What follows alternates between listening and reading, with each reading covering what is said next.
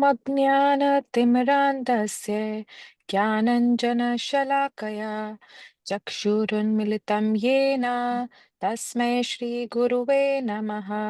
श्रीचैतन्यमनोभीष्टं स्थापितं येन भूतले स्वयं रूप कदा मह्यं ददाति स्वपदान्तिकम्। वन्देऽहं श्रीगुरो श्रीयुत्पत्कमलं श्रीगुरून् वैष्णवांश्च श्रीरूपं साग्रजातं सहगणरघुनाथान् वितं सजीवं सावधैतं सावधूतं परिजनसहितं कृष्णचैतन्यदेवं श्रीराधाकृष्णपादान् सहगणललिता श्रीविशाखान्वितांश्च। हे कृष्णा करुणा सिन्धु दीनबन्धो जगत्पते गोपेश गोपिका कान्त राधाकान्त नमस्तुते। तप्त काञ्चन गौराङ्गी श्रीराधे वृन्दावनेश्वरी वृषभानुसुते देवी प्रणमामि हरिप्रिये।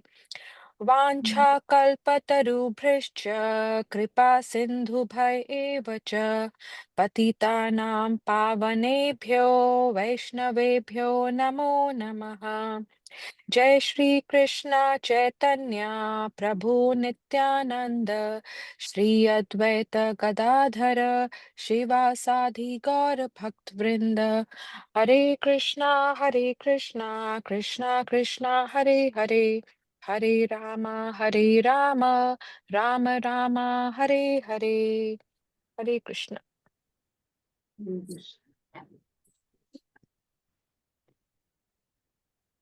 ये हमारा बहुत ही सौभाग्य है कि हम भगवत गीता को पढ़ पा रहे हैं। और आज हम भगवत गीता का जो श्लोक है विच इज 2.21, यहाँ से हम स्टार्ट करेंगे। तो लेट्स सी हम कितना कर पाते हैं। और भगवान जिस तरीके से आत्मा और शरीर में डिफरेंस सिखाना चाह रहे हैं और उसको अलग अलग तरीके से अलग अलग पर्सपेक्टिव से, जब हमें किसी को कोई बात अच्छे से समझानी होती है, हम फिजिकली मटेरियली मैथमेटिकली भी, जैसे जब मैं पढ़ रही हूँ तो मुझे ऐसा रियलाइज हो रहा होगा कि जैसे मैथमेटिकली भी हम कोई इक्वेशन समझाते हैं तो उसको भी हमें कितनी तरीके से समझाना पड़ता है तब हम उसको अच्छे से समझ पाते हैं। तो when I was reading this तो मुझे ऐसा लग रहा था जैसे भगवान ने हमें अलग अलग तरीके से चीजें समझा रहे हो और उसको हमें समझना है ना, और समझने का प्रयास करना, राइट। तो उससे हम समझ पाएंगे और उसको अपने जीवन में उतार पाएंगे, क्योंकि हमारा यही पर्पस है कि ये जो इतना अनमोल ज्ञान है जो भगवान ने हमें दिया है, जिसको भगवान राज विद्या राजगुह्यम बोलते हैं, उसको हम समझ पाए और अपने जीवन में भी उतार पाएंगे, तभी हम इसको अच्छे से कर पाएंगे, राइट। तो आप सबको श्लोक नजर आ रहा है 2.21? आ रहा है माता जी। ठीक है, तो मैं पढ़ती हूँ। प्रभु जी आप साथ पढ़िएगा। सौरभ प्रभु आप पढ़ेंगे साथ में? जी माता जी पढ़ लेता हूँ। ठीक है।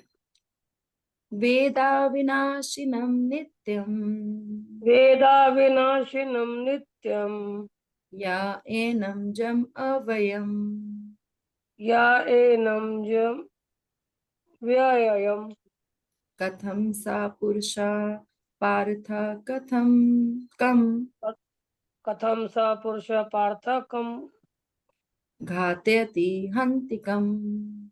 घात्यति हंतिकम। तो आप इसका मीनिंग वर्ड मीनिंग्स पढ़िए।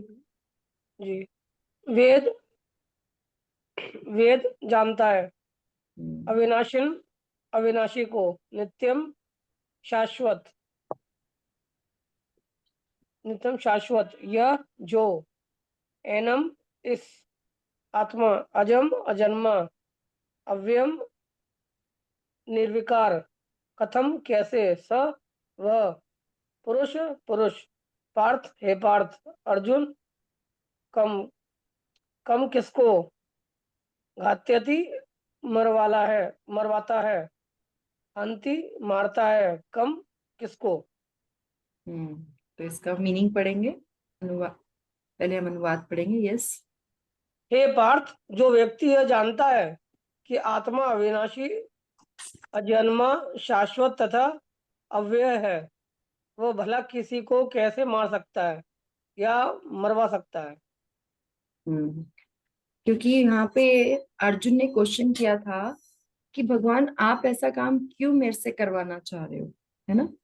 तो यहाँ पे अर्जुन को भगवान आंसर दे रहे हैं। भगवान कह रहे हैं कि अगर हम ये जानते हैं, जो व्यक्ति ये जानता है कि आत्मा अविनाशी, अजन्मा, शाश्वत तथा अव्यय है, इसकी डिफरेंट डिफरेंट एडजेक्टिव्स लगा के बता रहे हैं। तो जिसको ये ट्रू नॉलेज होती है, वो कैसे किसी को मार सकता है या मरवा सकता है। तो जो गीता भूषण टीका है बलदेव विद्याभूषण अव्यय द्वारा, माता जी क्या होता है? जिसका कोई खर्च ना हो, व्यय कहते हैं ना, व्यय जो अच्छा, खर्च अव्यय हो मतलब जाता है। खर्च। अच्छा, हाँ, तो अव्यय जिसको कोई खर्च ना हो जो, ठीक ठीक। ठीक है। तो जो यह श्लोक जो हम पर्टिकुलरली पढ़ रहे हैं, वो ये समझाता है कि जो व्यक्ति आत्मा के इस सत्य को ठीक से समझकर और धर्म में रहते हुए, यहाँ पे बार बार जो भगवान है बार बार इस बात को बोलेंगे कि ये युद्ध सिर्फ नॉर्मल युद्ध नहीं है। You don't take it as a normal, ये धर्म की स्थापना के लिए है। तो जैसे हमने लास्ट क्लास में भी डिस्कस किया था कि अगर कोई सैनिक है और वो धर्म की स्थापना करते हुए, यानी कि अपने देश की रक्षा करते हुए, अगर वो बॉर्डर पे किसी को मारता है तो उसको अलाउड है, उसको सैंक्शनड है ना। लेकिन वो अगर नेबर को मारेगा छुट्टी में आके, तो उसके लिए उसको मर्डर मर्डर माना जाएगा। तो यहाँ पे भगवान इसलिए क्लियरली बोल रहे हैं कि ये जो कंसेप्ट है, जो व्यक्ति इस कॉन्सेप्ट को समझता है और धर्म में स्थित रहते हुए युद्ध करता है और अन्यों को युद्ध में नियोजित करता है, क्योंकि यहाँ पे कई लोग भगवान को नेगेटिव बोलते हैं सेंस में कि भगवान ने पॉलिटिक्स करी, या भगवान ने अननेसेसरली इतना बड़ा युद्ध करा दिया, है ना, अर्जुन तो नहीं करना चाह रहा था। तो भगवान बोल रहे हैं कि सिर्फ ऐसी कोई नॉर्मल युद्ध नहीं है, ये धर्म के लिए युद्ध था। तो उसका कोई दोष नहीं है। तो जो व्यक्ति युक्ति और शास्त्र के आधार पर आत्मा के अविनाशी, अजन्मा और अव्यय स्वभाव को जानता है, वे युद्ध करते हुए कैसे किसी को मार सकता है। क्योंकि यहाँ पे भगवान बहुत क्लैरिफाई कर रहे हैं कि जो आत्मा है वो अविनाशी है, उसका कभी विनाश नहीं होता। हमने लास्ट सेशन में भी पढ़ा था कि आत्मा का कभी विनाश नहीं होता और शरीर कभी बिना विनाश हुए रह नहीं सकता, है ना, क्योंकि शरीर का पल पल विनाश हो रहा है और आत्मा का कभी विनाश नहीं होता है। तो ये दोनों के नेचर हैं। तो भगवान कह रहे हैं जो इस नेचर को जानता है, वो युद्ध करते हुए कैसे किसी को मार सकता है। और यदि वह अन्य को युद्ध में नियोजित करता है, फिर भी किसी को भी किसी का वध करने का कारण वो नहीं बन सकता। क्यों? क्योंकि आत्मा का कभी हनन नहीं हो सकता। तो जब आत्मा का कभी हनन नहीं हो सकता, तो इसलिए यहाँ पे आत्मा के मरने का या मारने का कोई भी प्रश्न ही नहीं उठता। तो एक तरीके से कई बार हम बोलते हैं ना कि एक उत्तर के आंसर में, एक प्रश्न का उत्तर जो है वो एक प्रश्न के तरीके से किया जा रहा है। तो यहाँ पे भगवान भी ये प्रश्न उठा रहे हैं। जब उन्होंने बोला ना कि तुम क्यों मार रहे हो, तो उन्होंने कहा कि तुम ऐसा कैसे सोचो कि मैं किसी को मार रहे हैं, क्योंकि आत्मा का जो स्वभाव है वो तो अविनाशी, अजन्म और अव्यय है। इसका अर्थ है कि वह किसी को भी नहीं मारता और किसी भी साधन से वैसा कर ही नहीं सकता। मतलब ये एक्टिविटी पॉसिबल ही नहीं है कि हम आत्मा को मार सकें, और किसी को भी अन्यों को मारने का कारण नहीं बनता, और वह किसी भी साधन से ऐसा कारण नहीं बन सकता। तो यहाँ पे एक वर्ड यूज किया गया, नित्यम, क्योंकि नित्यम शब्द को यहाँ पर वेद क्रिया के विशेषण के रूप में उपयोग किया गया, अर्थात जो इस प्रकार से नित्य ही अर्थात सदा ही जानता है, जिसको ये आइडिया है कि आत्मा का क्या स्वभाव है, कि आत्मा जो है वो नित्य रहता है ना, वो चेंज नहीं होता। और जो जैसे एक बार हम इस पे आगे चल के डिस्कशन आएगा कि जब कोई भी इंसान कोई पाप करता है और राजा उसे, मान लो किसी ने किसी का मर्डर कर दिया और राजा ने उसको दंड दे दिया, ठीक है। अगर राजा उसको दंड देता है तो बल्कि क्या होता है, उसका वो पाप कर्म कट जाता है। ये मनु संहिता के अनुसार ऐसा बोला जाता है कि जो राजा है, लास्ट सेशन में, कि राजा उसको एज ए मनु संहिता को फॉलो करते हुए उसको ये अधिकार है कि वो जो पाप कर्म करने वाला है उसको दंड दे सके। उससे क्या होगा, वो नरकगामी नहीं बनेगा और उसका पाप यहीं का यहीं खत्म हो जाएगा। ये कॉन्सेप्ट है जब हमें किसी को दंड दिया जाता है, जो राजा के तौर, क्योंकि वो धर्म के आधार पर करा। जैसे जज है कोर्ट में, ठीक है, और किसी ने बैड जॉब किया और उसको फांसी की सजा दी, तो उस जज पे कर्म फल नहीं लगेगा, क्योंकि जज नियमानुसार कार्य कर रहा है। जज इज नॉट रिस्पॉन्सिबल फॉर, जज इज नॉट कॉल्ड मर्डरर, है ना, अगर वो मर्डरर को फांसी की सजा सुनाए। तो ये जो कॉन्सेप्ट है वो धर्म के आधार पर है, और किसी साधन से भी आत्मा को मारा नहीं जा सकता। तो अब यहाँ पे क्या होता है, कई बार लोग क्या करते हैं, इसको अपने फायदे के लिए यूज करते हैं इस कॉन्सेप्ट को। जैसे जब कंस था, तो कंस ने जब दुर्गा माता आई, जब जैसे ना दुर्गा माता ने बोला कि तुझे मारने वाला तो कहीं और पैदा हो चुका है, मुझे क्या मारता है। तो जब उन्होंने ऐसा किया तो उन्होंने कंस के हाथ से जब वो छूटी, तो उन्होंने कंस, उनका जो फुट था दुर्गा माता का, वो कंस के फॉरहेड पे लगा, और उसी से कंस बेहोश हो गया। और फिर वो जब संभल के उठा, तो वो फिर बहुत घबरा गया कि उसको रियलाइज हो गया। तो फिर वो देवकी से और वसुदेव से माफी मांगने लगा, और फिर ये कॉन्सेप्ट बोलने लगा कि अरे मैंने क्या किया, मैं तो जो है, ये तो सब कर्मानुसार होता है ना। तो वो क्रूर व्यक्ति क्या कर रहा है, जब खुद काम कर रहा है कुछ भी गलत, तो उसको इस कॉन्सेप्ट को बैड तरीके से यूज कर रहा है, रॉन्ग एग्जाम्पल, है ना। लेकिन एक्चुअली में जब भगवान धर्म युद्ध करा रहे हैं, तो वो आत्मा का सही एग्जाम्पल देकर, तो यहाँ पे ये समझाना चाहते थे। इसको प्रभुपाद जो है वो और इसको अच्छे से समझाएंगे। तो हम इसका परपुट पढ़ते हैं कि इस कॉन्सेप्ट को कहाँ यूज करना है और कहाँ यूज नहीं करना है। यस प्रभु जी, पढ़िए। प्रत्येक परपट, प्रत्येक वस्तु की समुचित उपयोगिता होती है, और जो ज्ञानी होता है वह जानता है कि किसी वस्तु का कहाँ और कैसे प्रयोग किया जाए। इसी प्रकार हिंसा की भी अपनी उपयोगिता है, और इसका उपयोग इसे जानने वाले पर निर्भर करता है।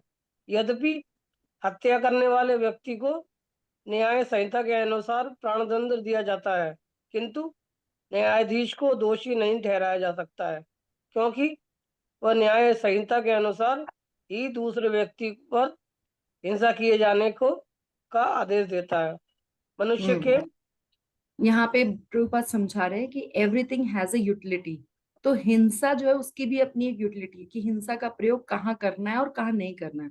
तो जब कोई बैड जॉब कर रहा है, जैसे यहाँ पे जिसमें मैंने अभी एग्जांपल दिया कि अगर कोई मर्डरर है, तो उसको दंड देने के लिए हिंसा यूज की जानी चाहिए, ना कि निर्दोष व्यक्ति को, ना। तो ये मनु संहिता का एग्जाम्पल यहाँ पे आता है। यस प्रभु जी, पढ़िए। मनुष्य के विधि ग्रंथ मनु संहिता में इसका समर्थन किया गया है कि हत्यारे को प्राणदंड देना चाहिए, जिससे उसे अगले जीवन में अपना पाप कर्म भोगना ना पड़े। अतः राजा द्वारा हत्यारे को फांसी का दंड एक प्रकार से लाभप्रद है। इसी प्रकार जब कृष्ण युद्ध करने का आदेश देते हैं, तो यह समझना चाहिए कि हिंसा परम न्याय के लिए है, और इस तरह अर्जुन को इस आदेश का पालन यह समझकर करना चाहिए कि कृष्ण के लिए किया गया युद्ध हिंसा नहीं है, क्योंकि मनुष्य या दूसरे शब्दों में आत्मा को मारा नहीं जा सकता। अतः न्याय के हेतु तथाकथित हिंसा की अनुमति है। तो कहाँ पे हमें हिंसा को यूज करना है और कहाँ पे नहीं करना है, ये जो है, ये प्रभुपाद बहुत हमें क्लियरली बता रहे हैं। इसके लिए एक बहुत सुंदर एक एग्जाम्पल देते हैं, जिससे हमें समझ में आ जाएगा कि प्रभुपाद क्या कहना चाहते हैं। यस। अतः न्याय के हेतु तथाकथित हिंसा की अनुमति है। शल्य क्रिया का प्रयोजन रोगी को मारना नहीं, अपितु उसको स्वस्थ बनाना है। अतः कृष्ण के आदेश पर अर्जुन द्वारा किया जाने वाला युद्ध पूरे ज्ञान के साथ हो रहा है, उसे पाप फल की संभावना नहीं है। यस। तो जब सर्जरी होती है, तो डॉक्टर जो है वो भी बहुत शार्प ऑब्जेक्ट का, शार्प नाइफ का प्रयोग करता है, और एक मर्डरर है वो भी एक शार्प नाइफ का प्रयोग करता है। लेकिन जो मर्डरर है वो शार्प नाइफ का प्रयोग गलत इंटेंशन के साथ कर रहा है, गलत जगह पे कर रहा है। लेकिन जो सर्जरी कर रहा है डॉक्टर, वो उसका प्रयोग सही जगह पे कर रहा है, और उसको उस विद द क्लियर ऑब्जेक्टिव कर रहा है कि उसे जो रोगी है उसको ठीक करना है ना। तो अगेन वो करेक्ट चीज को सही करने के लिए कर रहा है।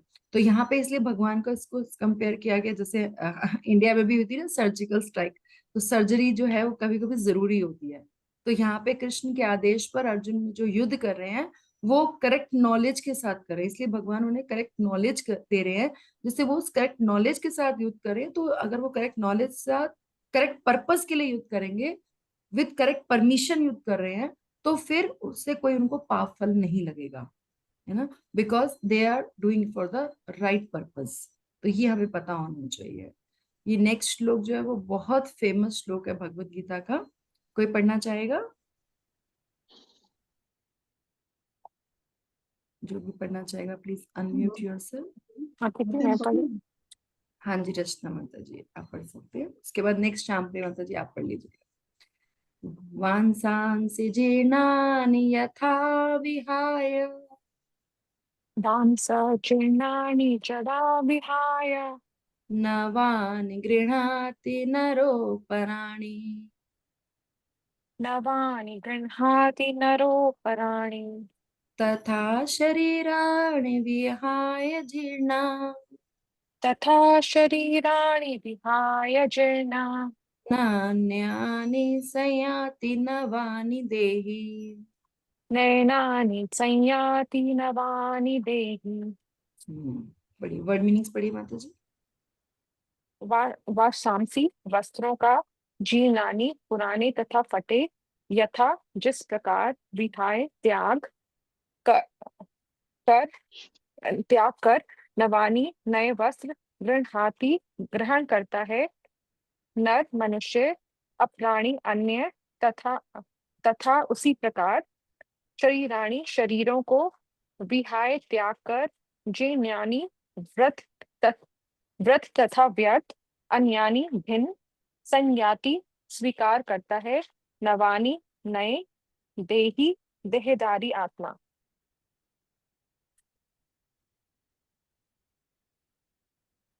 यस बिल्कुल। ये जो श्लोक है दैट वाज वेरी इंटरेस्टिंग। इस पे एक बड़ा अच्छा एग्जाम्पल मैं देती हूँ आपको। एक बार क्या हुआ, महाराज जी की क्लास चल रही थी तो महाराज जी श्लोक का एग्जाम्पल दे रहे थे कि वांसन से जीर्णानी की जो कपड़े की तरह है शरीर, जो इट्स लाइक अ क्लोथ। तो कह रहे थे कि हाँ मेरी एक बार चोट लग गई सिर पे और एक्चुअली में स्टिचिंग हो रही थी। तो देन आई रियलाइज कि हाँ देखो स्टिचिंग जैसे कपड़े की होती है ना, वैसे ही हमारी बॉडी की भी स्टिचिंग हो रही है ना। तो स्टिचिंग हो रही है इसका मतलब it is like a cloth and it is such cloth जिसको जो है हम बार बार जो है वो चेंज करते रहते हैं।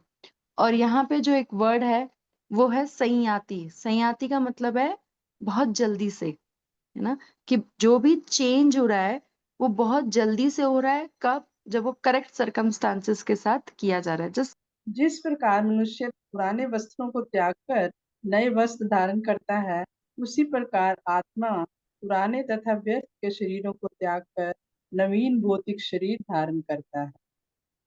तात्पर्य: अनु आत्मा द्वारा शरीर का परिवर्तन एक स्वीकृत तथ्य है।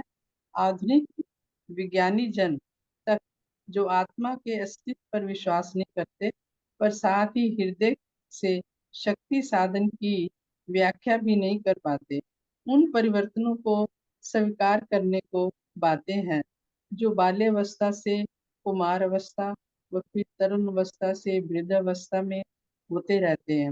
वृद्ध अवस्था से यही परिवर्तन दूसरे शरीर में स्थानांतरित हो जाता है। इसकी व्याख्या एक पिछले श्लोक में 2:13 में की जा चुकी है। अनु आत्मा का दूसरे शरीर में स्थानांतरण परमात्मा की कृपा से संभव हो पाता है। परमात्मा अनु आत्मा की इच्छाओं की पूर्ति उसी तरह करते हैं जिस प्रकार एक मित्र दूसरे की इच्छा पूर्ति करता है। मुंडक तथा श्वेतास्त्र उपनिषद में आत्मा तथा परमात्मा की उपमा दो मित्र पक्षियों से दी गई है जो एक ही वृक्ष पर बैठे हैं। इनमें से एक पक्षी अनुआत्मा है, वृक्ष का फल खा रहा है।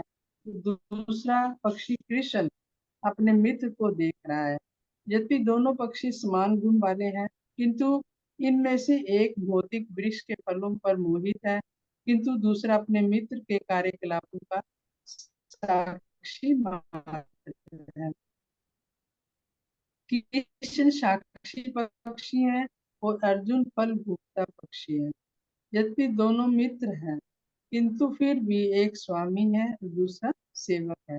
अनु आत्मा द्वारा इस संबंध की विस्मृति ही उसके एक शरीर से दूसरे में जाने का कारण है।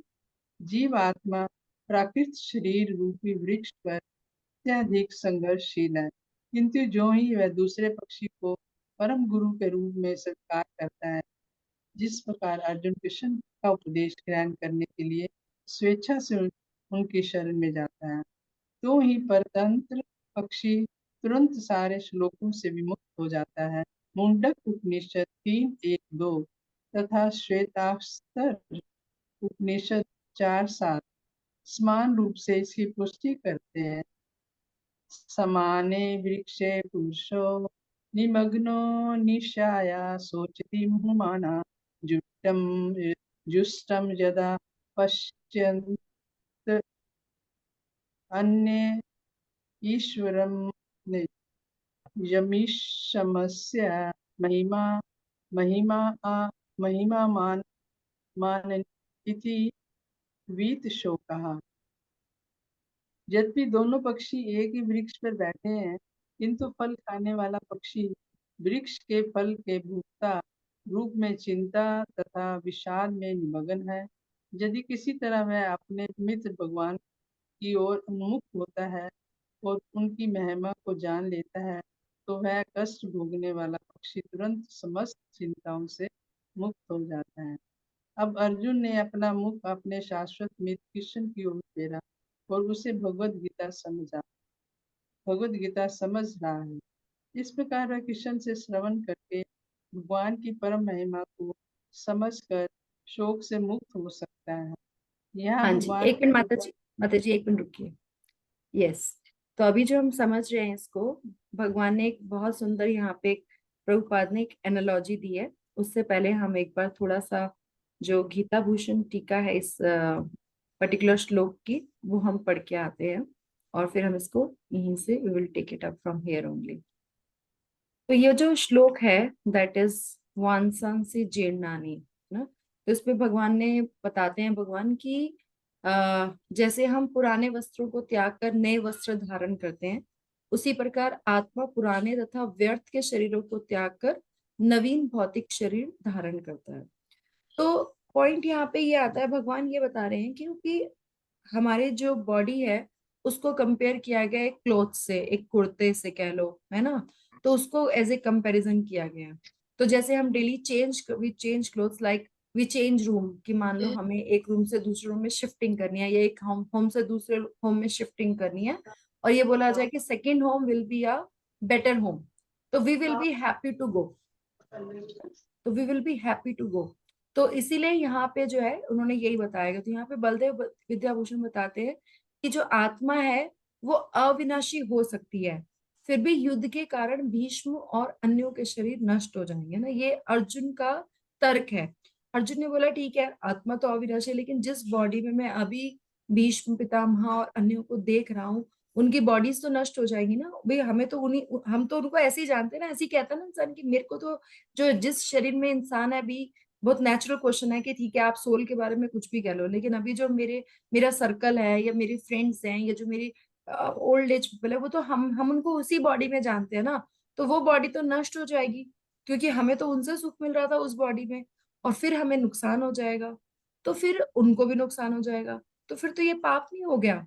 तो ऐसा अगर ऐसा नहीं है तो जो शास्त्र इस प्रकार की हत्या के प्राश्चित का वर्णन करते हुए निरर्थक हो जाएंगे, कह रहे कि आप जैसे अर्जुन ने वहां पे ही बोला था कि आप मुझे अपने गुरुओं के अपने पितामह को मारने के उसमें लगा रहे हो, तो मेरे पे पाप नहीं चढ़ेगा, तो प्रायश्चित लिखा है ना इसका, तो मतलब पाप है तभी तो प्रायश्चित लिखा है। तो ये तर्क अर्जुन ने दिया था। तो अब इस तर्क का उत्तर भगवान इस श्लोक में दे रहे हैं कि अगर उनका बॉडी चेंज होगी सी तो भी उनको पुराने शरीर छोड़ के नए शरीर मिलेंगे which will be for their betterment, one thing. Second इसमें एक वर्ड आता है संयाति। संयाति इज वेरी क्विकली। अगर नॉर्मली कोई एक पर्सन की डेथ होती है, डेथ तो सबकी होनी है, अगर नॉर्मली किसी पर्सन की डेथ होती है तो उसको दोबारा से पुनरअपि जननम पुनरअपि मरणम, पूरा जो 9 मंथ्स की जो प्रेगनेंसी है पूरा उसको, जो कि शास्त्रों में बोला गया है कि बहुत ही कष्टकारक है, वो बहुत प्रॉब्लमेटिक है। जैसे हम मेडिकल साइंस में पढ़ते हैं कि जब एक बेबी का बर्थ होता है तो वो भी बहुत ही पेनफुल होता है उस बच्चे के लिए, है ना, मदर के लिए, बच्चे के लिए। और 9 मंथ्स वो जिस पोजीशन में है एक छोटी सी काल कोठरी में, ऐसे ऐसे लिक्विड्स के बीच में, तो वो उसके लिए बहुत कष्टकारक है। तो यहाँ पे भगवान बोलते हैं कि अगर वो युद्ध में इस तरीके से मरते हैं अपने कर्म करते हुए, तो फिर उनको उन सबसे नहीं निकलना पड़ेगा और उनको तुरंत संयाति, तुरंत न्यू बॉडी मिल जाएगी, and that will be better body, है ना। तो भगवान उनको ये बता रहे, तो इसलिए पाप फल नहीं लगेगा। तो जिस प्रकार पुराने वस्त्रों को त्यागने और नवीन वस्त्रों को धारण करने से सुख ही प्राप्त होता है, उसी प्रकार उसको अच्छा लगता है ना कि हमने न्यू फ्रेश क्लोथ्स पहन लिए, तो इसी तरीके से वो वृद्ध जो मानव शरीर को त्याग कर नवीन जब देवता का शरीर, देवता क्यों, क्योंकि बोला जाता है कि जो भी इस तरीके से अपना कर्म करते हुए युद्ध में जिसकी डेथ होती है वो वीर गति को प्राप्त होता है, वो सीधा देवताओं की योनि को जाता है, वो सुनिश्चित है। और इसीलिए आत्मा के लिए सुख का ही कारण है, जैसे न्यू पुराने क्लोथ्स छोड़कर हमें न्यू क्लोथ्स पहनने में हैप्पीनेस मिलती है। तो युद्ध के द्वारा से शरीर का त्याग और नए शरीर की प्राप्ति अति शीघ्रता से होगी, क्योंकि यहाँ पे भगवान इसको बता रहे हैं कि इसमें ज्यादा टाइम नहीं लगेगा, क्योंकि युद्ध इसमें सहायता करेगा, इसलिए तुम युद्ध से मत त्यागो। संयाति शब्द का अर्थ है शीघ्रता से, जो यहाँ पे यूज हुआ है, कि ये इंगित करता है कि गर्भवास और अन्य यातनाओं के बिना ही नए शरीर की प्राप्त होगी। तो उसमें एक बहुत इंपॉर्टेंट, मैं लेक्चर सुन रही थी तो उसमें बहुत इंपॉर्टेंट बताया था कि सिर्फ भीष्म पितामह ही ओल्ड थे या द्रोणाचार्य ही ओल्ड थे, बाकी तो बहुत सारे लोग ऐसे तो यंग थे, जैसे जो अभिमन्यु थे वो सिर्फ 16 ईयर्स के थे, वो 16 ईयर्स यंग बॉय, राइट। तो फिर वो उनकी बैकग्राउंड स्टोरी बताया उन्होंने, बताया कि जो जैसे सोम है, जो चंद्रदेव है, उनके पुत्र है बुध, बुध का ये अवतार है अभिमन्यु। तो जब सारे देवताओं के पार्सल्स और सब देवताओं के अंश जा रहे थे युद्ध अगर भाग लेने के लिए भगवान के साथ लीला में, तो उनको भी बोला गया, सोम को भी, कि आप भी अपने पुत्र को भेजो। तो रहेगा कि मैं अपने पुत्र से बहुत देर तक नहीं रह सकता हूँ। तो मैंने कहा कोई बात नहीं, आप सिर्फ 16 ईयर्स के लिए भेजो इनको, और उसके बाद 16 ईयर्स बाद ये बहुत ही महान काम करके पूरी ख्याति लेके वापस आ जाएंगे। तो अभिमन्यु जो है वो सिर्फ 16 ईयर्स के लिए आए। तो इस तरीके से सारे अरेंजमेंट्स हैं भगवान के, है ना। तो प्रायश्चित का विधान उस परिस्थिति में वध करने के लिए होता है जिसमें धर्म युद्ध या यज्ञ ना हो रहा हो, और क्योंकि यहाँ पे जो हो रहा है वो धर्म युद्ध हो रहा है, इसीलिए भगवान बोल रहे हैं क्योंकि ये धर्म युद्ध है, इसलिए इस पे नॉर्मल रूल्स नहीं अप्लाई होते हैं, ना। तो ये हमारा पे यहाँ पे आता है। तो अब हम इसका परपोर्ट, जैसे माता जी ने थोड़ा सा पढ़ा तो मैं उसको एक्सप्लेन कर देती हूँ। तो यहाँ पे परपोर्ट में बताया गया कि अणु आत्माएं, जैसे हमने बात करी है कि हम जो है बहुत छोटे अणु हैं और भगवान जो है वो विभु है।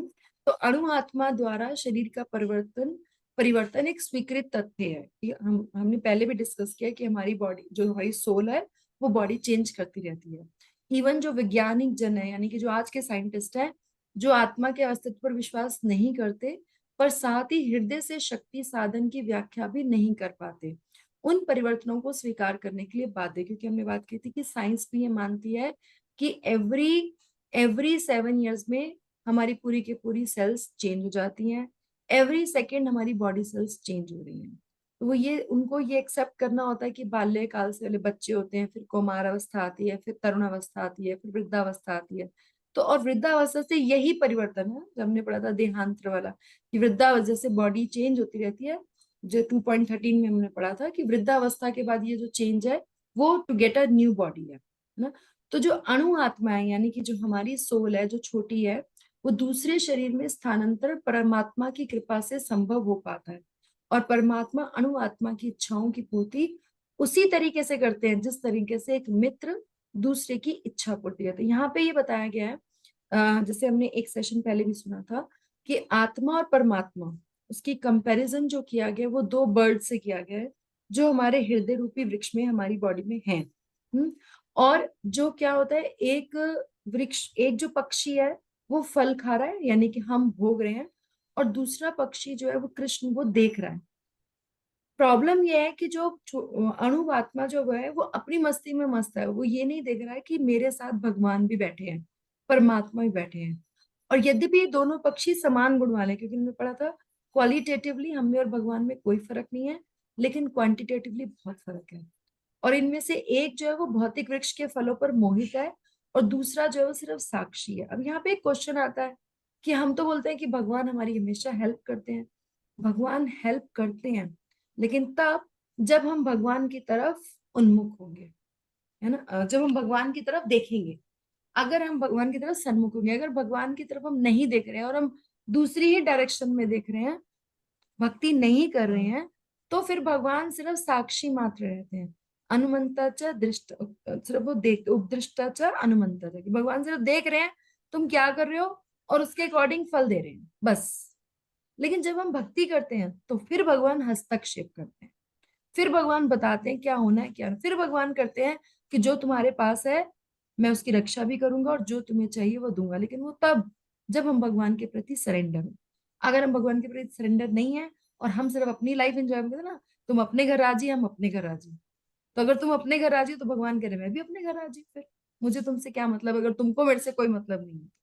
तो यहाँ पे यही बोला जा रहा है, क्योंकि अणु आत्मा जो है, जो हम लोग हैं, वो इस संबंध की विस्मृति ही, ये बहुत गोल्डन स्टेटमेंट है ये पूरी हमारी जो 84 लाख योनियां है में भटकने का कारण, ये एक स्टेटमेंट है कि अणु आत्मा द्वारा इस संबंध की विस्मृति ही उसके एक वृक्ष से दूसरे वृक्ष पर जाने या एक शरीर से दूसरे वृक्ष में जाने, दूसरे शरीर में जाने का कारण है।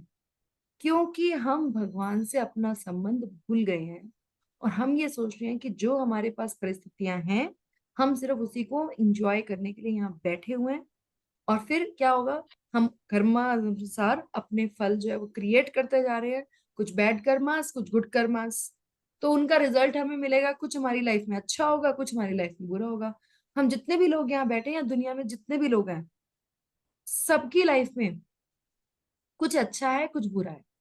जो अच्छा है वो उनके पुण्य कर्म के अनुसार है, जो बुरा है वो पाप कर्म के अनुसार है। It's as simple as that. और जब तक हम उसी फल को खाने में व्यस्त हैं और हम भक्ति नहीं कर रहे हैं, तब तक हम इस cycle of birth and death से बाहर नहीं निकल सकते। That is for sure. तो जीव जो है वो आत्मा प्राकृत शरीर रूपी वृक्ष पर अत्यधिक संघर्षशील है। ऐसा कोई नहीं है दुनिया में जो आपको ये बता दे कि मैं स्ट्रगल नहीं कर रहा हूँ। छोटे से छोटा, गरीब से लेके अमीर से अमीर, जो बिल्कुल समृद्ध है, वो भी संघर्ष कर रहा है। एवरीबडी स्ट्रगलिंग, चाहे वो धन से, चाहे पैसे से, चाहे हैप्पीनेस से, चाहे बच्चों से, चाहे पार्टनर से, किसी भी बिजनेस से, जॉब से, एवरीबडी होल डे हम सिर्फ संघर्ष ही कर रहे हैं। तो अगर हम भक्ति कर रहे हैं और भक्ति में संघर्ष कर रहे हैं तो आई थिंक वो बेटर संघर्ष है कि हमारी माला नहीं पूरी हो रही, हमारी बुक रीडिंग नहीं हो रही। वो बेटर संघर्ष है as compared to what material people are doing, है ना। तो इस बात की हमें एक हैप्पीनेस होनी चाहिए और इसके लिए हमें प्रभुपाद को और अपने गुरुजन को धन्यवाद देना चाहिए, जिनकी वजह से हम ये वाला संघर्ष कर रहे हैं। स्पिरिचुअल संघर्ष तो करना ही है, ये स्पिरिचुअल संघर्ष is much better than the material संघर्ष, राइट। सो किंतु ज्यों ही वे दूसरे पक्षी को परम गुरु के रूप में स्वीकार करता है, जैसे हम भगवान की तरफ देखते हैं और भगवान को स्वीकार करते हैं, जैसे यहाँ पे अर्जुन ने स्वीकार किया कृष्ण को और कृष्ण का उपदेश ग्रहण करने के लिए स्वेच्छा से, है ना, बोला था ना शिष्यस्ते अहम, कि भगवान ने, और तब तक भगवान कुछ नहीं बोले थे, सुन रहे थे। जब अर्जुन ने बोला कि मैं आपको अपना गुरु स्वीकार करता हूँ और आप मुझे एज ए शिष्य स्वीकार करो, उसके बाद भगवान ने ज्ञान देना शुरू। तो जब तक वो हमारी इच्छा नहीं होगी कि हम भगवान की तरफ जाएं, तब तक भगवान भी नहीं करें। भगवान बुलाते रहेंगे, मैसेजेस भेजते रहेंगे, वो तो एज ए पेरेंट करते ही रहते हैं वो। लेकिन फिर भी जब तक हम हैप्पीली नहीं जाएंगे, भगवान कहेंगे ठीक है कोई नहीं, ले लो तुम और घूम लो और घूम लो। तो त्यों ही परतंत्र पक्षी तुरंत क्या होगा, सारे शोकों से विमुक्त हो जाता है। ये भी बहुत इंपॉर्टेंट बात है ना। इसलिए बोलते हैं कि जो भक्त होते हैं वो बहुत शांत रहते हैं, शोकों से मुक्त रहते हैं, हैप्पी रहते हैं, क्योंकि उनको पता है कि उनके साथ भगवान है। इसलिए तो जो मुंडक उपनिषद है और श्वेताश्वर उपनिषद है, उसमें भी ये एक्सप्लेनेशन दिया गया है। प्रभुपाद जगह जगह पे रेफरेंसेस इसलिए देते हैं कि ऐसा कहीं ना लगे कि सब प्रभुपाद अपनी मर्जी से बोल रहे हैं। ये एग्जाम्पल जो है कि एक बर्ड पे, एक ट्री पे दो बर्ड्स बैठे हुए हैं और एक फल खाने में और एक मस्त है और भगवान की तरफ नहीं देख रहा है, ये यहाँ पे इस उपनिषद में बताया गया हो। तो जैसे ही हम भगवान की तरफ उन्मुख होते हैं, उनकी महिमा को जान लेते हैं, तो जो कष्ट भोगने वाला पक्षी है यानी कि हम, वो तुरंत समस्त चिंताओं से मुक्त हो जाते हैं। तो अब क्या हुआ है, अब अर्जुन ने अपना मुख अपने शाश्वत मित्र कृष्ण की ओर फेरा है और फिर उनसे भगवत गीता का ज्ञान समझा है। तो जैसे हम सबको पता ही है, जैसे जैसे अर्जुन को पूरा ज्ञान मिल जाएगा, लास्ट में वो बोलेगा कि आप जो कहोगे मैं वही करूंगा, आप युद्ध कहते हो तो मैं युद्ध करूंगा, और आपकी सब बातें सुन के मेरा मोह जो है वो नष्ट हो, तो मोह नष्ट हो गया तो शोक नष्ट हो गया, दुख नष्ट हो गया, है ना, एंड ही बिकेम हैप्पी। तो जब हम भी ऐसे भगवत गीता का ज्ञान लेंगे तो वो चीज हमें भी मिलेगी, क्योंकि वो उसमें इनहेरेंट है। तो इस प्रकार से कृष्ण से श्रवण श्रवण करके भगवान की परम महिमा को समझकर वो शोक से मुक्त हो जाता है, और यही काम हमें भी करना है। हाँ माता जी, आप यहाँ तक पढ़ चुके थे, अब यहाँ से पढ़िए आगे। यहाँ हाँ जी, हाँ जी।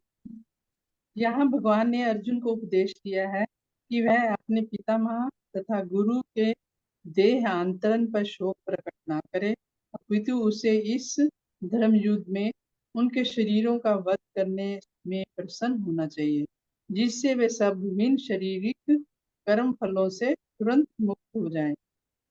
बलि वेदी पर या युद्ध धर्म में प्राणों को अर्पित करने वाला व्यक्ति तुरंत शारीरिक पापों से मुक्त हो जाता है और उच्च लोक को प्राप्त होता है।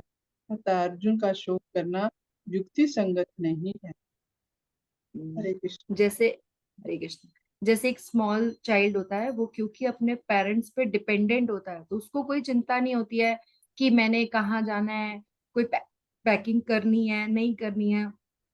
He is not bothered at all, क्योंकि उसको पता है कि माई मदर इज देयर, है ना, और जो मदर है वो, जो मदर है शी विल टेक केयर। तो जब, क्योंकि उसको ये पूरा विश्वास है, ये श्रद्धा है, इसलिए ही इज नॉट बॉदर्ड, है ना। इसी तरीके से जब हम भगवान पे अपना विश्वास रखते हैं, अपनी श्रद्धा रखते हैं, और भगवान के कहे अनुसार चलते हैं, है ना, जैसा भगवान ने कहा है वैसा करके चलते हैं, then definitely we are in a better position, है ना। और उससे क्या होगा, हमारा जो शोक मोह है वो सब नष्ट होगा। तो हम आगे वाले नेक्स्ट श्लोक पे चलते हैं। यस, रचना माता जी, अब आप पढ़ सकते हो मेरे साथ। I hope system will work now better. Are you there yes Rachna माता माता जी? जी, यस माता जी। नैनम छिन्दन्ति शस्त्राणि, नैनं छिन्दन्ति शस्त्राणि, नैनम दहति पावका, नैनं दहति पावकः, नाचेनं कलेदयन्तायापो, न न चैनं क्लेदयन्ता आपो, न शोष्यति मारुतः। न शोषयति मारुतः। जी, वर्ड मीनिंग्स पढ़िए। न कभी नहीं, एनम इस आत्मा को, छिन्दन्ति खंड खंड कर सकते हैं, शस्त्राणि हथियार, न कभी नहीं, एनम इस आत्मा को, दहती जला सकता है, पावक अग्नि, न कभी नहीं, च भी, एनम इस आत्मा को, कलेद्यंती भिगो सकता है, आप आपह जल, न कभी नहीं, शोषयति सुखा सकता है, मारुतः वायु। जी, अब आप इसका टेक्स्ट पढ़ लीजिए, अनुवाद। Yes, text. ये आत्मा ना तो कभी किसी शास्त्र द्वारा खंड खंड शस्त्र द्वारा खंड खंड किया जा सकता है, ना अग्नि द्वारा जलाया जा सकता है, ना जल द्वारा भिगोया या वायु द्वारा सुखाया जा सकता है। हम्म, पर एक मिनट माता गीता। जी, पहले यस। हाँ तब छुट्टी कर देंगे।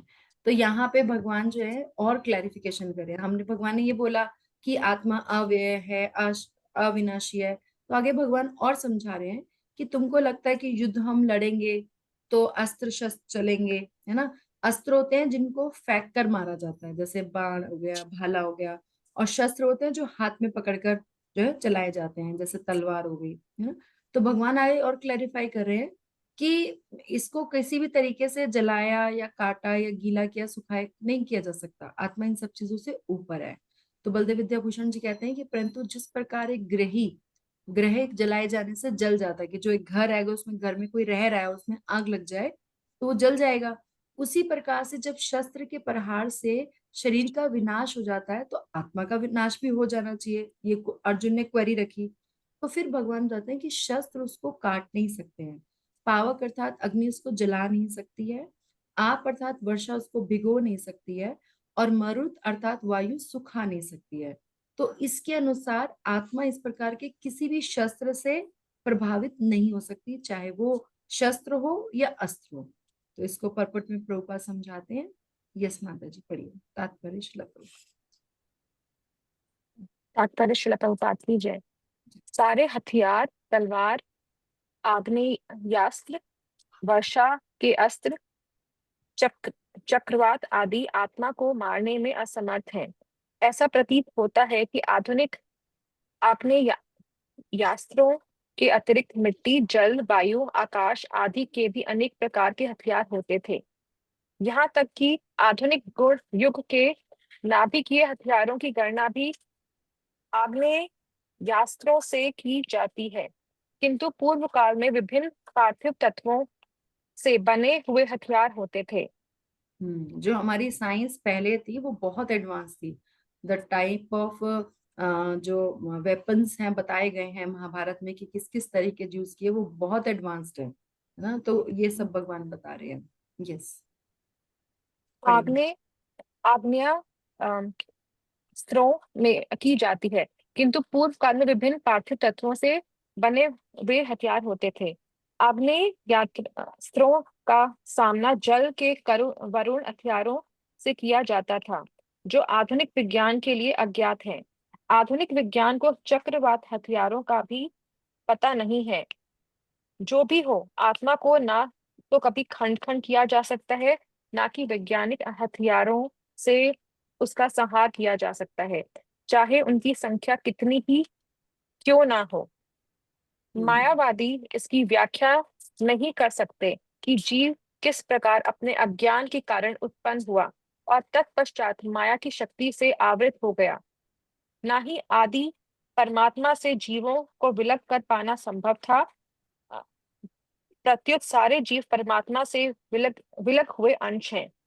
चूंकि वह सनातन अणु आत्मा है, वह माया द्वारा आवृत होने की उनकी प्रवृत्ति स्वाभाविक है, और इस तरह वे भगवान की संगति से पृथक हो जाते हैं। जिस प्रकार अग्नि के स्फुलिंग अग्नि से विलग विलग होते ही बुझ जाते हैं, यद्यपि इन दोनों के गुण समान होते हैं। वराह पुराण में जीवों को परमात्मा का भिन्न अंश कहा गया है। भगवत गीता के अनुसार भी वे शाश्वत रूप से ऐसे ही हैं। अतः मोह को मुक्त होकर भी जीव पृथक अस्तित्व रखता है, जैसा कि कृष्ण द्वारा अर्जुन को दिए गए उपदेशों से स्पष्ट है। अर्जुन कृष्ण के उपदेश के कारण मुक्त हो गया, किंतु कभी भी कृष्ण से एकाकार नहीं हुआ। तो यहाँ पे अगेन जो मायावाद है उसका खंडन करते हैं प्रभुपाद। जगह जगह पे मायावाद का खंडन करते हैं। तो पहले तो प्रभुपाद ने ये बताया कि आत्मा का क्या पोजीशन है, फिर बताया आत्मा और परमात्मा जो भगवान है उनका क्या रिलेशन है। तो जो मायावादी है उसकी व्याख्या नहीं कर पाए, क्योंकि मायावादी क्या कहते हैं कि एक ब्रह्म था, ब्रह्म ज्योति थी, उससे दो पार्ट्स हुए और एक पार्ट को ज्ञान हो गया, एक अज्ञान में रह गया। जिसको ज्ञान हो गया वो भगवान बन गया, जिसको अज्ञान हुआ वो मनुष्य बन गया और आत्मा बन गया, और फिर उसके बाद वापस से जब ज्ञान हो गया तो वो फिर से भगवान में विलीन हो गया। That is what Mayavadi philosophy is. But Prabhupada इसका बहुत जगह खंडन करते हैं कि ये किस तरीके से ये हो रहा है, इसको नहीं समझा पा रहे हैं। जबकि अगर हम भगवत गीता को फॉलो करें तो हम उसको समझ पाते हैं, क्योंकि भगवान के अंश हैं। ठीक है, यहाँ पे कई जगह बताया गया है कि भगवान के अंश हैं जो कि सनातन अरुण आत्मा है, और माया की उनपे कवरिंग होने की वजह से वो अपनी ओरिजिनल जो कॉन्स्टिट्यूशनल पोजीशन है उसको भूल जाते हैं, और इसीलिए वो भूल जाते हैं और इसलिए वो सेपरेट हो जाते हैं। That is natural. और जब उन्हें भगवान की और भगवान के भक्तों की एसोसिएशन मिलती है वापिस, और वो अपना संबंध याद करते हैं और वो भगवान की तरफ अट्रैक्ट होते हैं। लेकिन यहाँ पे एग्जाम्पल उन्होंने क्या दिया कि जैसे अग्नि का जो स्फुलिंग है, यानी कि जैसे चिंगारी है, जो चिंगारी जैसी अग्नि से थोड़ी सी दूर होगी तो वो बुझ जाएगी, है ना। वो तभी वापस, जैसे अगर हमें जलाना हो तो उसे वापस अग्नि जाना होगा, लेकिन उस चिंगारी की अपनी एक अलग अलग आइडेंटिटी हम देख सकते हैं कि ये चिंगारी है, ये अग्नि है। राइट, दोनों के गुण समान है। और वाराह पुराण जो है, जो भगवान वाराह देव के बारे में लिखा गया, वहां भी उन्होंने यही बताया है कि जीवों को परमात्मा का भिन्न अंश कहने का मतलब यह है ये सेपरेट एनर्जीज हैं। अर्जुन ने भी जब सुना है तो अर्जुन की आइडेंटिटी और भगवान की आइडेंटिटी, दोनों की आइडेंटिटी मेंटेन रही है। तो जीव की आइडेंटिटी और भगवान की आइडेंटिटी मेंटेन रहती है। ऐसा कहीं नहीं कहा कि ये ज्ञान सुनने के बाद अर्जुन कृष्ण में विलीन हो गया, ऐसा कहीं एक्सप्लेनेशन है। उसके बाद अर्जुन ने ज्ञान सुना, समझा what is the correct position, what is the correct activity, and then he did his activity as per the orders of the Lord, that's it. वापस वो विलीन हो गया, ऐसा कोई कोई हमारे पास प्रमाण नहीं है। दोनों की अलग अलग आइडेंटिटी मेंटेन हो रखी है ना। तो ये भगवान यहाँ पे बताते हैं कि आत्मा की क्या आइडेंटिटी है और भगवान की क्या आइडेंटिटी है। ओके, कोई और पढ़ना चाहेगा मेरे साथ नेक्स्ट श्लोक? Anyone else who wants to read with me? करना माता जी, आप पढ़ोगे? माता जी कोशिश करूंगी, वो थोड़ा कोल्ड हुआ था ना इसलिए नहीं बोल रही थी। कोई बात नहीं, चलिए हाँ जी। कोशिश। थोड़ा सा हैवी डिफिकल्ट श्लोक, कोई बात नहीं, हम ट्राई। हाँ जी। अच्छे अयम अध्याय अयम। माता जी एक बार और बोलना पड़ेगा ये सच और में। मैं बताती हूँ मैं कैसे आप हाँ आप जी। सुनिए सुनिए, बहुत आसानी तरीके से आप कर लेंगे, क्योंकि जब हाँ जी। श्लोक ऊपर वाला बहुत डिफिकल्ट होता है ना, हाँ तो जी। We it's word meanings. Okay. ठीक है, तो जैसे word meaning, this is a trick. जैसे हाँ यहाँ जी। पे हम मीनिंग्स वाले जो संस्कृत संस्कृत वाले वर्ड है वो हम पढ़ेंगे, तो उससे हमें ओके, थोड़ा सा हेल्प मिलेगी। ठीक है माता। अच्छा, अयम अध्याय अयम अध्याय अयम अध्यायम अक्लेगे अशोष्य एव एव च अक्लेशे अशोष्य एव च नित्ये सर्वगता नित्यैः सर्वगताः प्राणोचलोप्यम स्थाणुचलोक्यं सनातनः। चलिए वर्ड मीनिंग पढ़ दीजिए। अच्छा न टूटने वाला अयम यह आत्मा, अदाह न जलाया जा सकने वाला अयम यह आत्मा, अखलेदः अखूलनशीलः अशोष्य। माता जी इतनी संस्कृत तो पूरे स्कूल में नहीं पढ़ी। ना सुखाया जा सकने वाला, अशोष्य न सुखाया जा सकने वाला, एव निश्चय ही च तथा नित्यः शाश्वत सर्वगतः सर्वव्यापी स्थाणुः स्थाणु अपरिवर्तनीय अविकारी अचलः जड़ अयम यह आत्मा सनातनः सदैव एक सा। हम्म इसका वर्ड तात्पर्य पढ़ दीजिए, सॉरी अनुवाद पढ़ दीजिए हाँ टेक्स्ट। जी। यह आत्मा अखंडित तथा अघून अघूलनशील अघुलनशील। अघूलनशील ओके। यह आत्मा अखंडित तथा अघूलनशील है। इसे ना तो जलाया जा सकता है, ना ही सुखाया जा सकता है। यह शाश्वत सर्वव्यापी अविकारी स्थिर तथा सदैव एक सा रहने वाला है। तो यहाँ पे आत्मा की और क्वालिटीज बताई जा रही हैं कि जो आत्मा है वो अखंडित है, अघुलनशील है, क्योंकि कभी हमने पढ़ा ना भी इसको गीला नहीं कर सकते, सुखा नहीं सकते, जला नहीं सकते, है ना। और वो क्या है, शाश्वत और सर्वव्यापी है। सर्वव्यापी का मतलब क्या है यहाँ पे, कि आत्मा किसी के भी शरीर को धारण कर सकती है। मतलब हम 84 लाख योनि में कोई भी बॉडी ले सकते हैं, डिपेंडिंग अपॉन अवर कर्मास। लेकिन आत्मा फिर भी अविकारी रहेगी, आत्मा में कोई चेंज नहीं आएगा, स्थिर रहेगी और सदैव एक सी रहेगी। तो यहाँ पे बलदेव विद्याभूषण जी बताते हैं, क्योंकि आत्मा इन शस्त्रों से सदा अप्रभावित रहता है, इसलिए आत्मा को इन नामों से जाना चाहता है, अच्छेद्य, अदहाय, अक्लेगे, अशोष्य। और इन सभी के साथ एव एव मतलब निश्चित ही, कि निश्चित ही आत्मा को ना तो काटा जाए, ना जलाया जा सकता है, ना काटा जा सकता है, ना भिगोया जा सकता है, ना सुखाया जा सकता है। और आत्मा का सर्वगता इसलिए कहा गया है क्योंकि यह क्रमशः अपने कर्म के अनुसार हर प्रकार के शरीरों को धारण करती है, डिपेंडिंग अपॉन अवर कर्मास। हम मानव भी बन सकते हैं, दानव भी बन सकते हैं, देवता भी बन सकते हैं, पशु भी बन सकते हैं, पक्षी भी बन सकते हैं, कीड़ा भी बन सकते हैं, छिपकली भी बन सकते हैं, कुत्ता भी बन सकते हैं, मोर भी बन सकते हैं, कुछ भी बन सकते हैं, डिपेंडिंग अपॉन हमारे कैसे कर्म है। ठीक है, आत्मा स्थिर स्वरूप है, आत्मा का स्वरूप चेंज नहीं होता, इसलिए स्थाणु, और स्थिर गुण है इसलिए अचलो, है ना। तो ऐसा श्रुति वाक्य भी है, अविनाशी व अरेयम आत्मानुच्छति धर्मा, कि ये आत्मा अविनाशी और शाश्वत है। तो ये कहाँ लिखा है, बृहद अरण्यक उपनिषद में। तो बहुत सिर्फ भगवत गीता में नहीं, इस आत्मा की जो बारे में बहुत जगह बताया गया। सो अनुच्छत्ति धर्मा का मतलब क्या है कि ये नहीं करना चाहिए कि अविनाशी गुण से युक्त, क्योंकि अविनाशी शब्द पहले इस वाक्य में आ चुका है। तो सही अर्थ क्या है कि अविनाशी आत्मा के शाश्वत अनुच्छिति गुण धर्म होते हैं, मतलब कि आत्मा जो है वो शाश्वत है। पुनरुक्ति का दोष इस श्लोक में क्यों आया है, अर्थात उसका वर्णन अगले श्लोक में किया जाएगा। और नित्यम का मतलब है कि आत्मा जो है वो नित्य रहती है, कभी चेंज नहीं होती है, और बॉडी हमेशा अनित्य रहती है, हमेशा चेंज होती रहती है। तो हम इसका तात्पर्य पढ़ते हैं कि प्रभुपाद ने हमें इसे क्या समझाया तात्पर्य में। यस माता जी, आप तात्पर्य पढ़ोगे करना माता जी? हाँ जी माता जी। पढ़िए। अनु आत्मा के इतने सारे गुण यही सिद्ध करते हैं कि आत्मा पूर्ण आत्मा का अनु अंश है और बिना किसी परिवर्तन के निरंतर उसी तरह बना रहता है। इस प्रसंग में अद्वैतवाद को व्याहत करना कठिन है, क्योंकि अनु आत्मा कभी भी परम आत्मा के साथ मिलकर एक नहीं हो सकता। भौतिक कल्मश से मुक्त होकर अनु आत्मा भगवान के तेज के किरणों के आध्यात्मिक सफुलिंग बनकर रहना चाह सकता है, किंतु बुद्धिमान जीव तो भगवान की संगति करने के लिए बैकुंठ लोक में प्रवेश करता है। सर्वगत शब्द महत्वपूर्ण है, क्योंकि इसमें कोई संशय नहीं है कि जीव भगवान के समग्र सृष्टि में फैले हुए हैं। वह जल थल वायु पृथ्वी के भीतर तथा अग्नि के भीतर भी रहते हैं।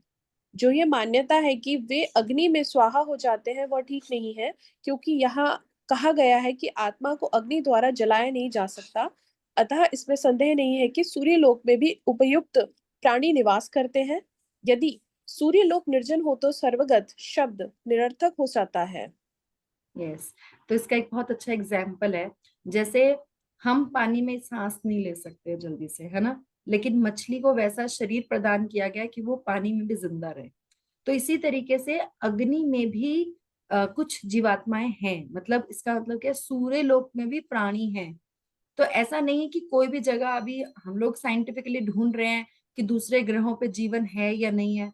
तो यहाँ इस तात्पर्य से पता चलता है कि हर जगह जीवन है, लेकिन वहां जो जीवन है उनकी जो बॉडी उनको मिली हुई है वो वैसे मिली है जो वहां के क्लाइमेट के साथ या वहां के एनवायरनमेंट के साथ सस्टेन कर सकती है ना। तो हम जहाँ रहते हैं हम वहां के हिसाब से सस्टेन कर सकते हैं। जो पानी में रहने वाले जीव है वो पानी के हिसाब से सस्टेन करते हैं। जो ठंडे प्रदेश में रहने वाले जीव वो ठंडे प्रदेश के हिसाब से उनकी बॉडी होती है। इसी तरीके से अग्नि और सूर्य में भी बॉडीज हैं, वहां भी जीव हैं, लेकिन उनकी बॉडीज जो है वो डिफरेंट। तो ऐसा नहीं है कि वहां पे आत्मा सारी जल जाती है, नो, उनको उस तरीके की बॉडी दी जाती है कि वो वहां उस तरीके से सर्वाइव कर सके। तो ये यहाँ पे हमें साइंटिफिकली जो है प्रभुपाद समझाने की कोशिश कर रहे हैं। ओके, और कोई पढ़ना चाहता है? निशा आप पढ़ोगे? यस माता जी, हरे कृष्णा। हरे कृष्णा। आच्छेदे अयम अध्याय अच्छेदे अयम अदाहे अयम अक्लेगे अशोषे एव च। अयम अक्ले अशोषे एव च।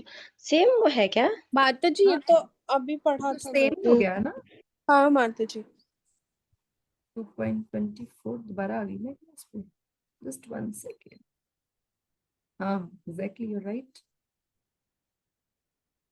Just 1 second.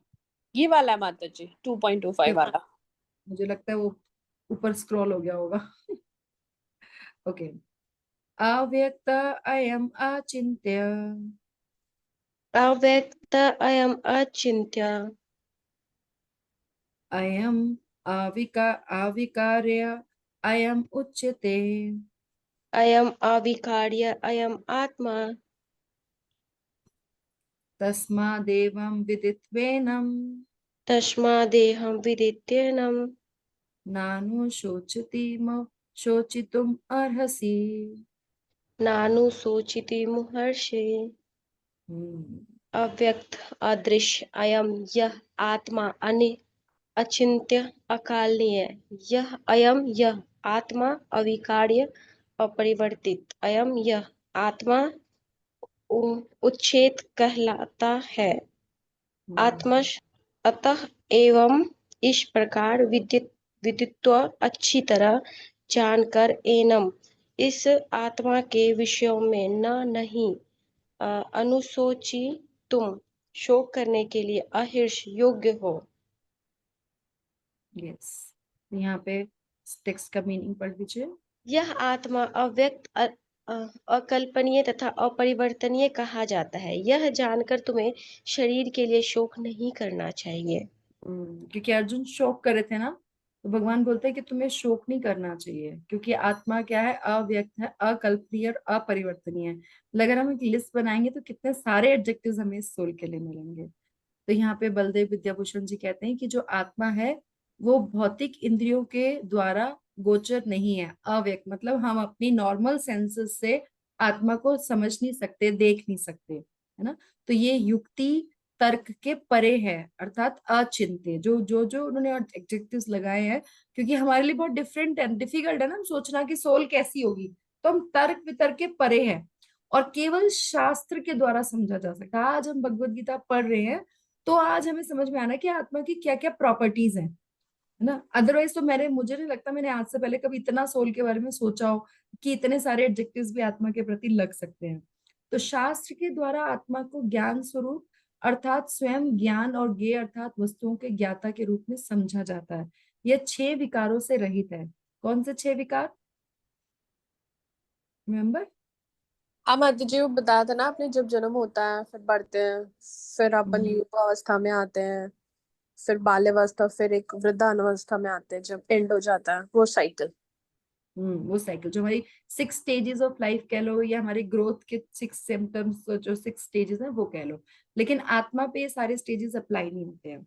आत्मा के तत्व का उपदेश देने के लिए भगवान ने बोला अविनाशी तू तद्विद्धि, कि वो अविनाशी है ना, इत्यादि शब्दों में पुनरुक्ति का उपयोग किया गया है, ताकि आत्मा का तत्व जो दुर्बोध है वो आसानी से समझ में आ सके। भगवान इसलिए इतने सारे तरीके से हमें समझा रहे हैं कि हमें समझ में आ सके कि सोल का नेचर क्या है, क्योंकि एक्चुअली वही हम हैं, तो हमें अपने बारे में नहीं पता। तो इसलिए ये दोष नहीं है, या पुनरुक्ति के द्वारा आत्मा के विशिष्ट गुणों को पुष्ट किया जा रहा है।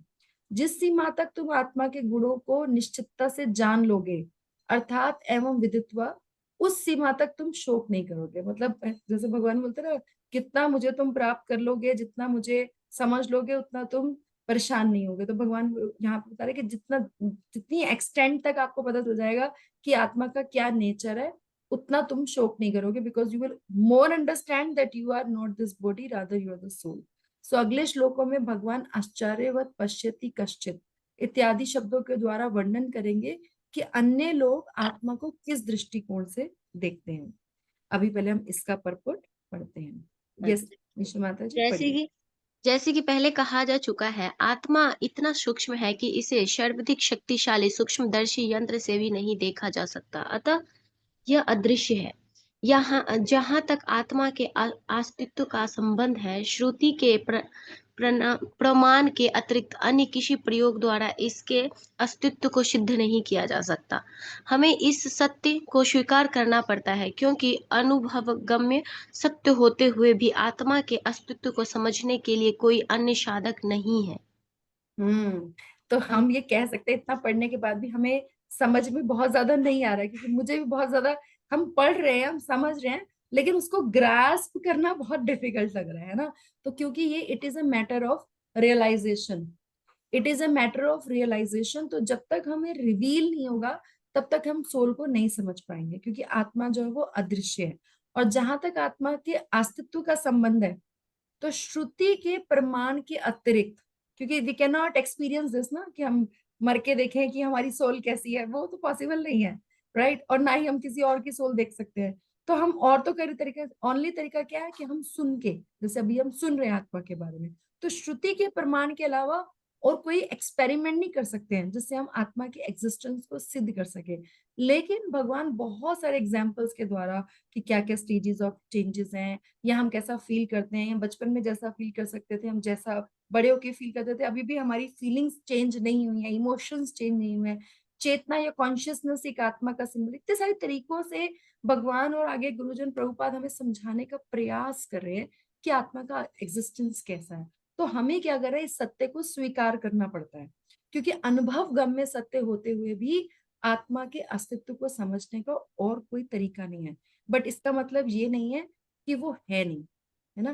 तो आत्मा है, और उसको किस तरीके से हम समझ सकते हैं, ये हमें सिर्फ एक्सपीरियंस से, रिविलेशन से, जैसे फॉर एग्जाम्पल जब तक कोई रसगुल्ला खाए ना, मुझे समझ में नहीं आ सकता कि रसगुल्ला होता क्या है। मैं जितना भी समझा दूं कि ये ऐसा होता है, ब्राउन कलर का होता है, या फिर इस तरीके से होता है कि उसमें मीठा होता है, तो जब तक किसी ने खाया नहीं होगा, ही और she can not expect that.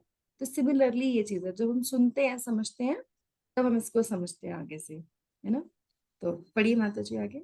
हमें हमें अनेक बातें केवल उच्च प्रमाणों के आधार पर माननी पड़ती है। कोई भी अपनी माता के आधार पर अपने पिता के अस्तित्व को अस्वीकार नहीं कर सकता। पिता के स्वरूप को जानने का साधन एकमात्र प्रमाण माता है। इसी प्रकार वेद अध्ययन के अतिरिक्त आत्मा को समझने का अन्य उपाय नहीं है। दूसरे शब्द में, एक मिनट माता जी, एक मिनट, ये बहुत सुंदर एग्जाम्पल है, इसको बहुत बार दिया जाता है कि वेद जो है वो हमारी माँ के समान है ना।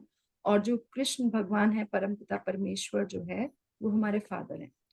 अब क्या है, हमारे फादर कौन है, ये हमारी मदर ही बताती है हमें ना, और कोई प्रमाण नहीं है।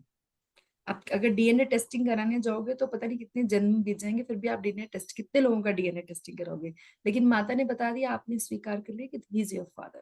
तो सिमिलरली यहाँ पे बोला है कि माता के आधार पर अपने पिता के अस्तित्व को अस्वीकार नहीं कर सकते। पिता के स्वरूप को जानने का साधन या एकमात्र प्रमाण माता ही बता सकती है। तो इसी तरीके से जो हम वेदों का अध्ययन करते हैं, तो उसके अलावा आत्मा को समझने का भी कोई उपाय नहीं है। That is the only way कि हम शास्त्रों में पढ़ें और समझें। यस माता जी, आगे पढ़िए। दूसरे शब्दों में, आत्मा मानवीय व्यवहारिक ज्ञान द्वारा अकल्पनीय है। आत्मा चेतना है और चेतन है।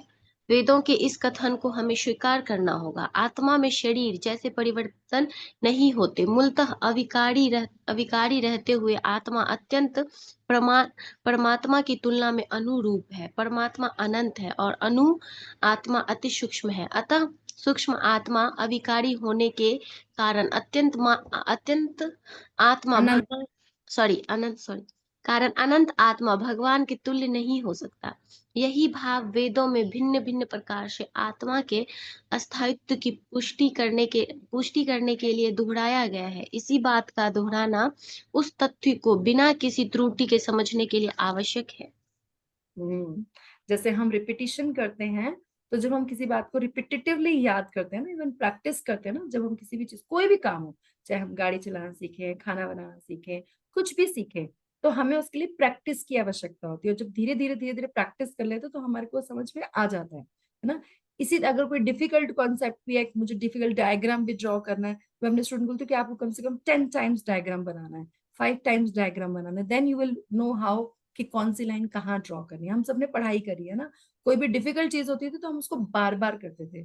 तो इसी तरीके से ये आत्मा का कॉन्सेप्ट जो है वो बहुत डिफिकल्ट है ना। Why it is difficult? Because हमने उसे देखा नहीं है, हम सिर्फ उसको सुन रहे हैं। और सुनने के बाद जब हम भक्तों की संगति में बैठते हैं और इस तरीके की बात करते हैं और इसको रियलाइजेशंस करते हैं, देन वी अंडरस्टैंड कि हाँ, भगवान है, हम आत्मा है, भगवान परमात्मा है, हमारा भगवान से कनेक्शन है। तो जब इसको हम बार बार सुनेंगे, समझेंगे, तो धीरे धीरे हम इस चीज को आत्मसात कर पाएंगे, तो हम धीरे धीरे इस चीज को समझ पाएंगे। लेकिन उसके लिए बहुत जरूरी है कि हम इसको रिपीटेटिवली जो है वो सुनते रहें, पढ़ते रहें और समझते रहें, है ना। तो अभी आप में से सब कोई एक एक लाइन अगर शेयर करेगा तो आज के सेशन का रिवीजन हो जाएगा, कि बहुत सारी बातें हमने डिस्कस करी। तो इनमें से आपको क्या लगता है कि सोल के लिए कौन सा कॉन्सेप्ट है जिससे आप जल्दी से समझ पाए कि ये सोल क्या है और हम इसको कैसे अंडरस्टैंड कर सकते हैं? कुछ भी, आप what ever you want to share, anything जो भी आप शेयर करना चाहें, कुछ भी।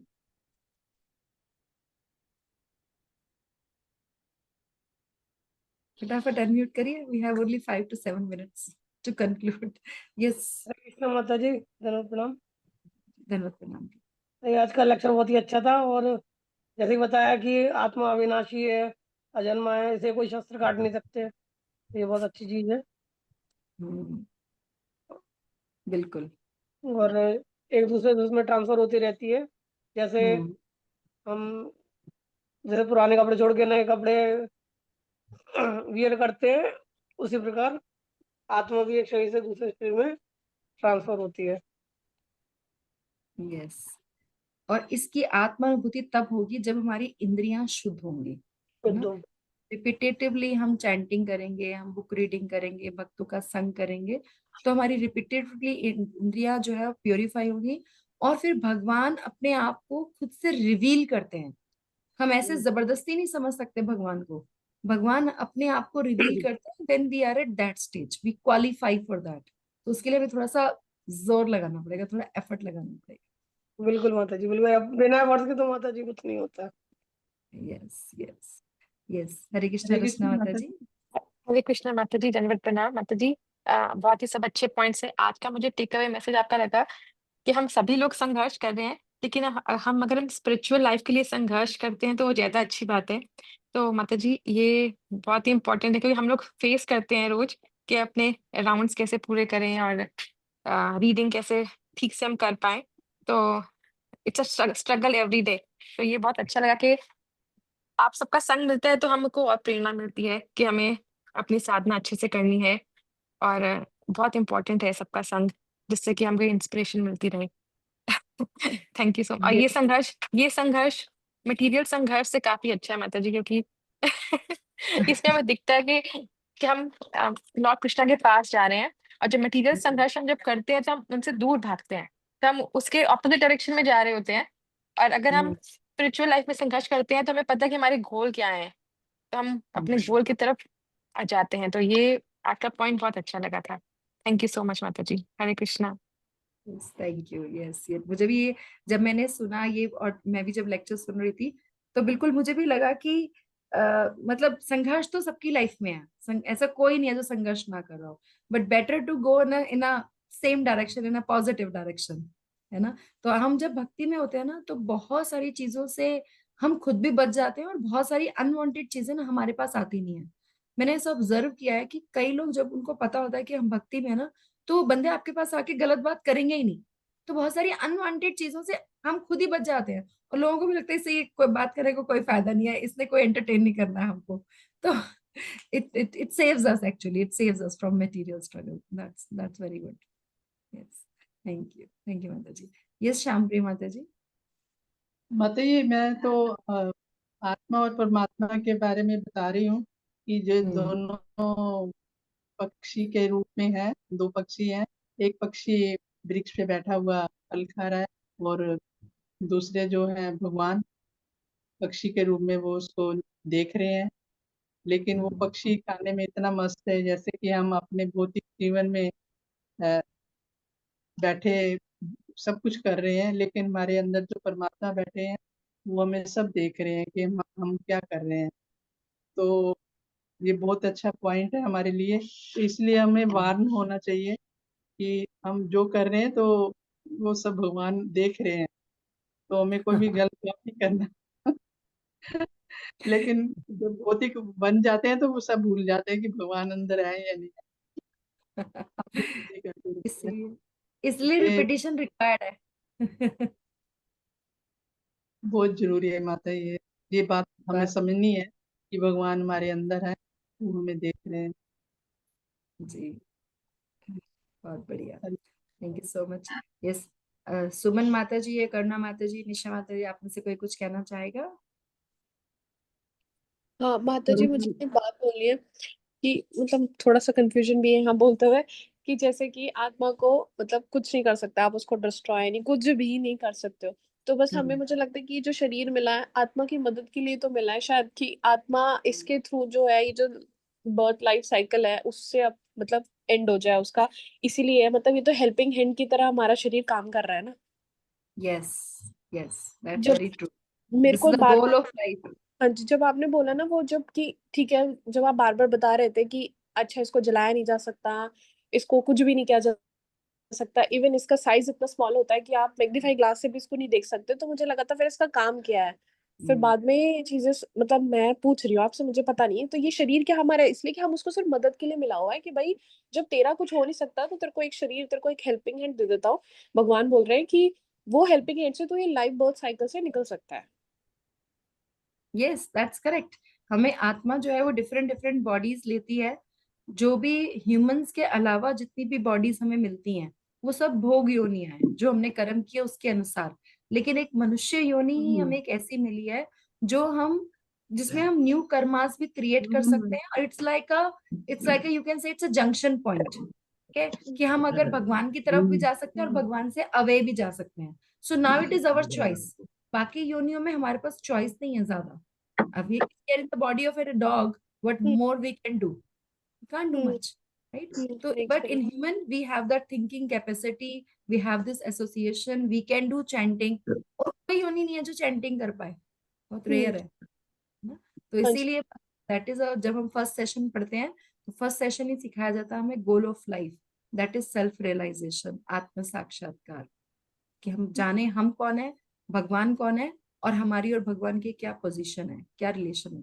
और फिर हम उस डायरेक्शन में काम करें कि वो रिलेशन जितनी जल्दी हम उसको आइडेंटिफाई कर लेंगे, हम समझ लेंगे, उतनी जल्दी हम बैक टू गॉड हेड हो जाएंगे। सात हाँ सिंपल जी है। माता जी, समझ गए। और आज का टेक अवे वाला जो मतलब आपका था वो हिंसा वाला, वो मुझे अच्छा लगा। वो मनु संहिता में भी ना मैंने कहीं माता जी आपने शायद कुछ शेयर किया था, तो वहीं पे ही कहीं पे पढ़ा था ग्रुप में ही पढ़ा था, जिसमें था हिंसा नित्यम धर्म ये व भवती न च काम था। मतलब हिंसा का प्रयोग सिर्फ धर्म के लिए ही होना चाहिए, कोई काम क्रोध या स्वार्थवश नहीं होना चाहिए। और वो जो आपने बोला ना हिंसा सिर्फ है ना, जैसे वो सर्जरी वाला एग्जाम्पल दिया कि उसको वही सर्जरी नाइफ वो सर्जिकल उसमें यूज करके डॉक्टर कर रहा है, तो वो बहुत धर्म का कार्य कर रहा है। और उसको घर लाके वो किसी को मार रहा है या उससे किसी को मतलब शोषण कर रहा है, तो वो अगेंस्ट द लॉ हो गया। तो वो दो ही बातें, एक चीज से देखो, एक जगह धर्म का काम हो रहा है और एक जगह अधर्म का काम हो रहा है, तो वायोलेंस को भी हमें कहाँ यूज करना है वो हमें भगवान खुद ही बता रहे हैं। यस, है करेक्ट। ना।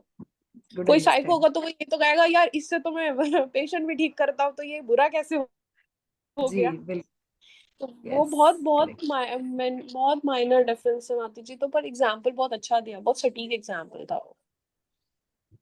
थैंक यू, प्रभुपाद की ठीक जय, है। प्रभुपाद ने हरे दिया। कृष्णा। हमने सब रिपीट किया। यस। सुमन माता जी प्लीज बोलिए। हरे कृष्णा माता जी, दंडवत प्रणाम। हरे माता जी कृष्ण। मैंने थोड़ा सा लेट ज्वाइन किया था माता जी। इसमें ये बात अच्छी लगी कि भगवान ने हमें फ्री विल दे रखी है, हमारे कर्मों में इंटरफेयर नहीं करते, और लेकिन कर्मों का हिसाब किताब सब रखा जाता है। मतलब हमें छूट मिली हुई कि हम चाहे अच्छे कर्म भी कर सकते हैं अपने 3 गुणों के वशीभूत होके, और अगर खराब कर्म किए तो उसका फल भी हमें ही भोगना पड़ता है, लेकिन उन्होंने दे रखी है हमें फ्री विल भगवान ने।